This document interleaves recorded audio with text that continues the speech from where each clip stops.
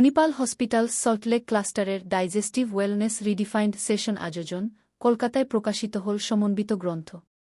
Kolkata ২৪ March ২০২৬ Manipal hospital Saltlake cluster আজ সল্টলেকের Broadway ইউনিটে ডাইজেস্টিভ ওয়েলনেস রিডিফাইন্ড শীর্ষক একটি তথ্যবহুল ও আকর্ষণীয় সেশনের সফল আয়োজন করেছে।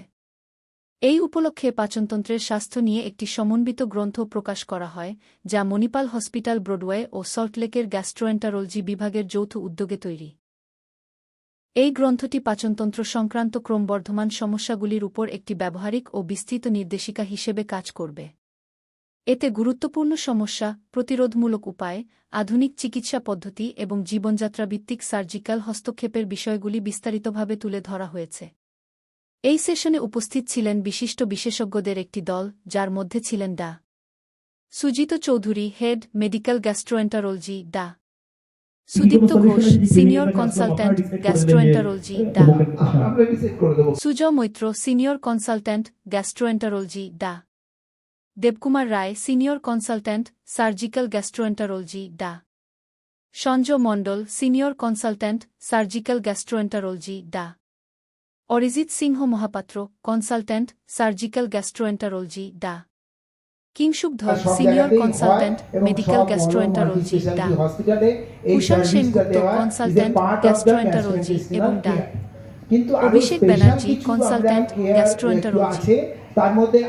বিশেষজ্ঞরা জানান, আধুনিক জীবনযাত্রার কারণে পাচনতন্ত্রের সমস্যা দ্রুত বাড়ছে। অনিয়মিত খাদ্যাভ্যাস, দীর্ঘ সময় বসে থাকা, অতিরিক্ত মানসিক চাপ এবং প্রসেসড খাবারের ব্যবহার এসবই এর প্রধান কারণ। Acidity, irritable bowel syndrome, IBS, fatty liver, gastrointestinal সংক্রমণ এবং কোলোরেক্টাল সমস্যার মতো রোগ ক্রমেই বাড়ছে, যা অনেক ক্ষেত্রেই দেরিতে ধরা পড়ে। সেই ফাংশনাল যে ডিজিজগুলো পেশেন্টের সাফারিংস আছে, গ্যাস হচ্ছে, পেটের গোলমাল চলছে, পায়খানার গোলমাল, তার জন্য আমরা আলাদা করে স্পেশালাইজ করে ক্লিনিক রান করি।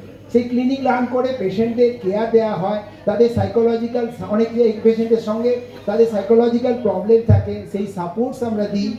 আমরা আলাদা করে এই যে এখন মডার্ন ডিজিজের মধ্যে একটা হচ্ছে ফ্যাটি লিভার ডিজিজ, সবাই আল্ট্রাসোনোগ্রাফি হলে একটা লিভার ফ্যাট পাওয়া যাচ্ছে সোনোগ্রাফিতে, পেশেন্টরা স্কেয়ার্ড হয়ে যায়, কিন্তু আবার অনেকে ভেতরে লিভার অনেক ড্যামেজ আছে, কিন্তু আল্ট্রাসাউন্ডে ফ্যাটি লিভার বলেছে, তারা বেশি। আমি এবং ডক্টর চৌধুরী আমরা জয়েন করেছিলাম প্রায় আজকে থেকে 22 বছর আগে এই হসপিটালে। ডক্টর দেবকুমার রায় আমাদের সঙ্গে সাথে ছিলেন, পরে আমাদের সঙ্গে জয়েন করেছেন কুশল সেনগুপ্ত এবং আরো নতুনরা সবাই জয়েন করেছেন। সুতরাং আমাদের এই টিম আরো বেড়েছে। আমরা কোল্যাঞ্জিওস্কোপি করছি, আমরা ইউএস করছি। কিন্তু সব থেকে বড় কথা কি জানেন, একটা রুগী যখন হঠাৎ করে পেটে ব্যথা নিয়ে সল্ট লেকে ঘুরছে, তখন তাকে সঙ্গে সঙ্গে সে কনসালটেন্টকে দেখাতে পারছে 24 আওয়ার্স কেয়ার। আমার মনে হয় এই একই ছাদের তলায় 24 আওয়ার্স কেয়ার দেওয়ার ক্ষমতা খুব কম। পাস জমে যায়, সেই পাসটাকে ড্রেন করতে গেলেও আমরা এন্ডোস্কোপিক আল্ট্রাসাউন্ড দ্বারা ওইখানে একটা মেটাল স্ট্যান্ড করে ওই পাসটাকে ড্রেন করতে পারি। কোনো পেশেন্ট যাদের ক্ষুদ্রান্ত বন্ধ হয়ে গেছে, যাদের খাবারটা নিচের দিকে যেতে পারছে না, আগে ওদের বড় একটা সার্জারি, মেজর সার্জারি দরকার পড়তো, কিন্তু এখন এন্ডোস্কোপিক আল্ট্রাসাউন্ডে কি হয় কি আমরা বলতে চাইছিলাম। আর আমি এখন ডক্টর দেবকুমার রায় স্যারকে বলবো, ছাড়লো না, পেটের ব্যথাটা ধীরে ধীরে ধীরে ধীরে বেড়েই যাচ্ছিল। তারপরে পেশেন্টের আরম্ভ হয় জন্ডিস, চোখ হলদে হয়ে যায়, পেছাব হলদে হয়ে যায়, তখন পেশেন্টটা আমাদের কাছে আসে। তখন ডায়াগনোস করে জানা যায় কি ওনার প্যানক্রিয়াসে একটা টিউমারের মতন লাগছে। তো এখন প্যানক্রিয়াসের টিউমারটা যখন আমরা ভাবছি সিটি স্ক্যানটা করে, তখন ওইখান থেকে তো আমাদের বায়োপসিটা নিতে হবে। তো আমাদের কাছে এখন নতুন একটা টেকনোলজি এসছে, যেটাকে এন্ডোস্কোপিক আল্ট্রাসাউন্ড বলা হয়। তো আপনারা তো এখন সবাই যুদ্ধর নিউজটা শোনেন, যেমনি এয়ারক্রাফট হয়, শিপ হয়, একটা সাবমারিন করে একটা জিনিস। আমি এই সংস্থার সাথে 25 বছর আছি, 2001 থেকে আছি। এই জায়গাটা অনেক নাম চেঞ্জ হয়েছে, আপনারা জানেন সব, সুরক্ষা হাসপাতাল, তারপরে আমরি, এখন মণিপাল হয়েছে। তো এখন অনেক বেশি এক্সপানশন হচ্ছে আমাদের আর কি, প্রচুর গ্যাজেটস দিচ্ছে। তো আমি চিরাচরিত প্রচুর আপার জিআই, লোয়ার জিআই দুটোই আমার ট্রেনিং ছিল ইংল্যান্ড থেকে, তার জন্য আমরা শুরু থেকে ডে 1 থেকে আমরা একসাথে কাজ করি। All pancreatic surgery, colon cancer, colorectal surgery সব ইনিশিয়ালি 10 বছর ধরুন ওপেন সার্জারি হতো। তারপর আমরা এখন মিনিমাল ইনভেসিভ করছি, ল্যাপ্রোস্কোপিক প্যানক্রিয়াটিক সার্জারি করছি, ল্যাপ্রোস্কোপিক বাইল ডাক্ট সার্জারি হচ্ছে, ল্যাপারোস্কোপিক কোলন ক্যান্সার ওগুলো অপারেশন করছি, তাদের পেশেন্টের অনেক অনেক অনেক সুবিধা, অনেক তাড়াতাড়ি ছোটো কাট পুরো কোলন বের করে দিচ্ছি, বাড়ি চলে যাচ্ছে, তাড়াতাড়ি রিকভারি হচ্ছে। এখন এগুলো চলছে আমাদের প্রায় 10-12 বছর ধরে আমরা এই সার্ভিস প্রোভাইড করছি। তার আর্মামেন্টারিয়াম আমাদের হাতে যেটা আসছে আমরা প্রক্রিয়া করছি রোবোটিক সার্জারি। সো আমাদের অর্থোপেডিকে অলরেডি রোবোটিক সার্জারি শুরু হয়ে গেছে, বাট জেনারেল সার্জারি যে রোবোটিক, গ্যাস্ট্রো সার্জারি যে রোবোটিক, সেটা আমাদের নেক্সট স্টেপ। সো প্রিটি সুন উইদিন 6 মান্থস আমরা ওইটা শুরু করে দেবো। এবং মোটামুটি আমাদের যারা পেশেন্টসরা আসে তারা খুবই খুশি থাকে, কারণ এটার জন্য একটা কম্প্রিহেন্সিভ কেয়ার লাগে। তো একটা পেশেন্টের ধরুন রেকটামে একটা ক্যান্সার রয়েছে এবং সেটাকে আমরা আপফ্রন্ট অপারেশনে যাব না, তাকে আগে আমরা কিমোথেরাপি দিয়ে বা রেডিয়েশন দিয়ে ডাউন করে অপারেট করব, তো সেটা একজনের পক্ষে ডিসিশন করা মুশকিল হয়। তো সেই জন্য আমরা এখন একটা গ্যাস্ট্রো মাল্টিডিসিপ্লিনারি টিম মিটিংয়ের করেছি, সেটা আমরা স্যাটারডে মর্নিংয়ে করি। সেখানে আমরা সবাই প্রেজেন্ট থাকি, আমাদের সাথে রেডিওলজিস্ট থাকে, অন্টোলজিস্ট থাকে। লাইক টিউমার বোর্ড আগে বলতো, আমরা ওই মিটিংটাতে শুধু ক্যান্সার নয়, নন ক্যান্সার জিআই প্রবলেমও, কমপ্লিকেটেড কেস, ক্রোনস ডিজিজ, কখন অপারেশন করা হবে, কখন তাকে মেডিকেল ট্রিটমেন্টে দেবো, তো এই সব জিনিসগুলো আমরা একটা স্যাটারডে বসে আমরা পেশেন্ট রিলেটিভদের নিয়ে বসে আমরা একটা আলোচনা করে একটা ফাইনাল ডিসিশন দিই।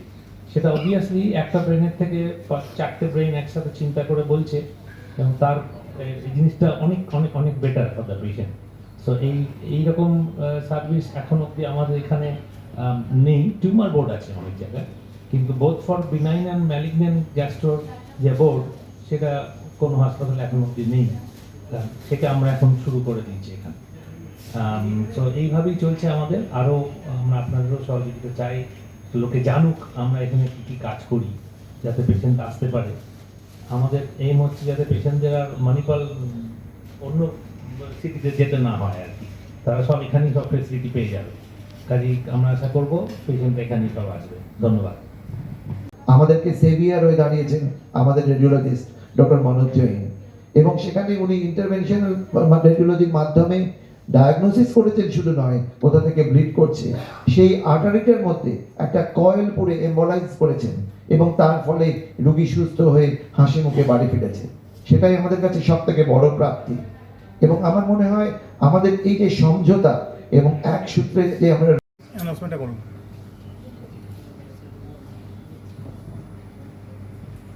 ডক্টর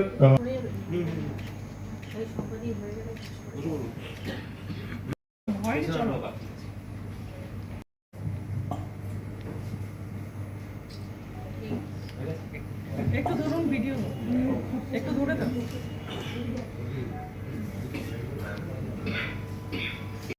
সবচেয়ে ভালো হয়, কিন্তু দেখা যাচ্ছে কলকাতায় আইবিএস পেশেন্ট প্রচুর এবং সারছে না।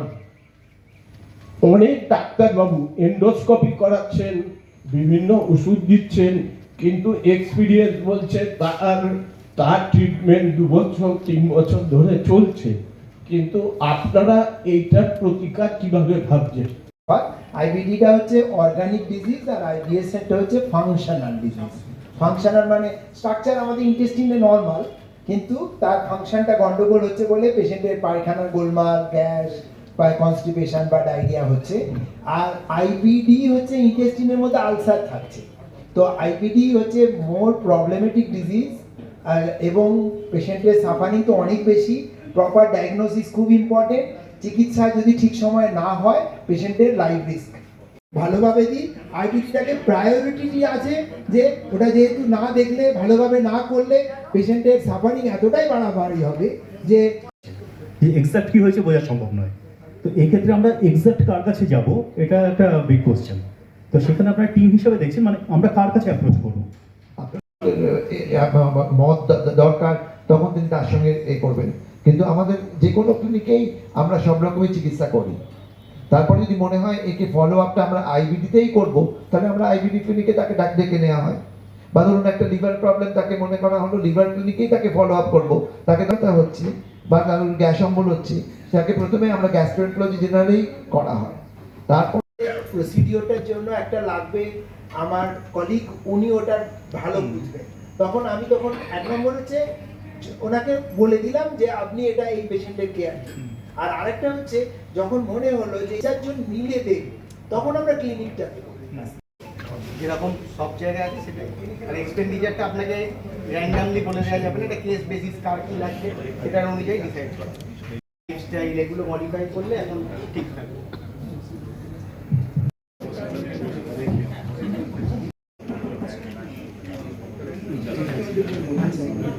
how much we are giving and how much we are providing to the patients, and whether it is a total coverage of all the gastrointestinal problem আমাদের যে পেশেন্টস যারা আসছে আমাদের কাছে, সেই আমরা কমপ্লিট সাপোর্ট আমরা দিতে পারছি কিনা, কমপ্লিট কেয়ার।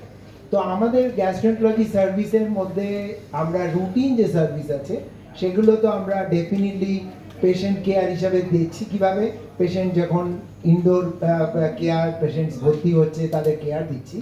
এবার তার জন্য যে ফেসিলিটিস লাগে আমাদের প্রোভাইড করার জন্য, রুটিন ফেসিলিটিস হচ্ছে এন্ডোস্কোপিক সার্ভিস, সেগুলো সমস্ত জায়গাতেই